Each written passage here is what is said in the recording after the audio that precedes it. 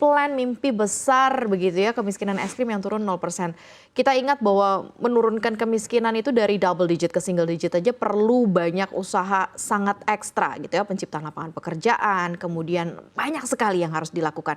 Sekarang ini targetnya 0% gitu ya. Ini sebuah target yang bisa dikatakan mungkin ambisius gitu ya, tapi mungkin ada strategi di dalamnya. Tapi kita mungkin kasih sedikit pemahaman kemiskinan ekstrim itu yang seperti apa bentuknya nih. Pertama, saya ingin mengatakan dari kutipan dari Bapak Presiden tadi, memang Bapak Presiden Prabowo Subianto sebagai presiden maupun sebagai pribadi memang punya obsesi.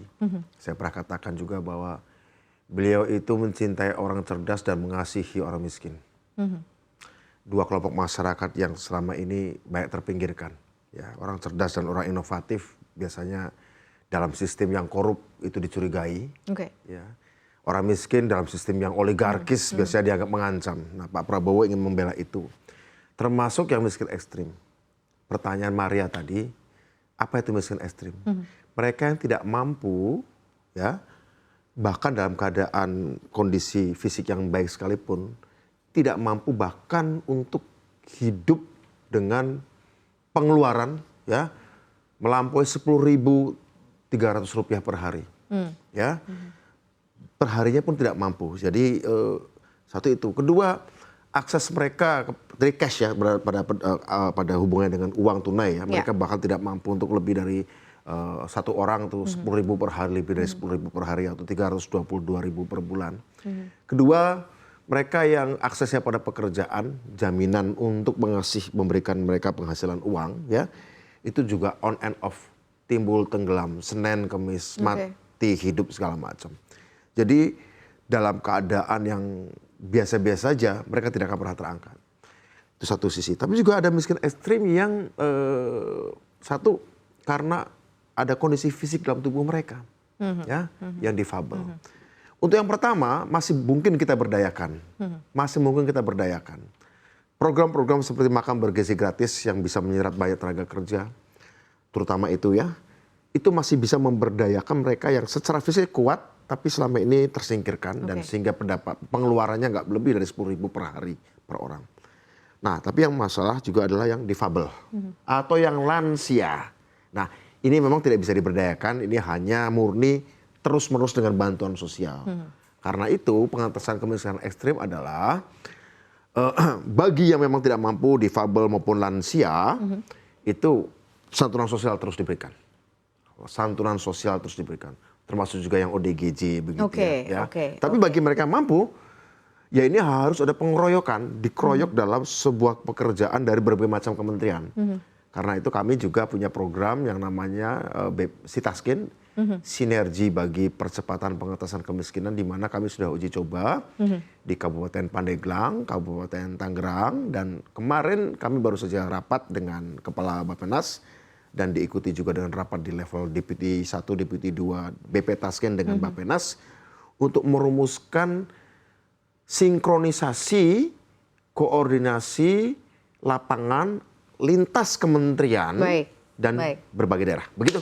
Oke, berarti secara target masuk begitu ya, maksudnya bisa dilaksanakan, koordinasi antar kementerian juga sudah kita uji coba di Tangerang dan di Pandeglang dan mau kita nasionalkan. Begitu. Nasionalkan berarti keseluruhan begitu ya, mencakup keseluruhan. Kalau data terbaru BPS kan menunjukkan kemiskinan ekstrim ini sekarang kurang dari 1% sebenarnya ya, dari total penduduk berarti 2,3 juta orang. Ini terendah ternyata berdasarkan faktanya begitu ya, berdasarkan data ini dari pencatatan resmi terendah sepanjang sejarah. Kalau dari tren ini yang bisa kita pelajari apa, Pak Murni? Yang bisa kita pelajari adalah pola gini, Indonesia itu negara yang sangat welas asih sebenarnya. 500 triliun lebih banyak alokasi anggaran untuk subsidi, ya, subsidi barang, bisa dan juga untuk bantuan-bantuan sosial. Itu sangat bisa menekan kemiskinan ekstrim tadi yang disebut oleh Maria Katalina tadi, oke? Nah.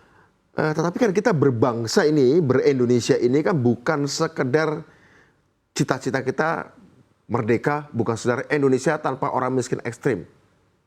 Kan nggak sekedar itu baru titik berangkat sebenarnya. Nah, ini kita dengan sudah 0,8, targetnya di 2026 kita tekan menjadi 0%.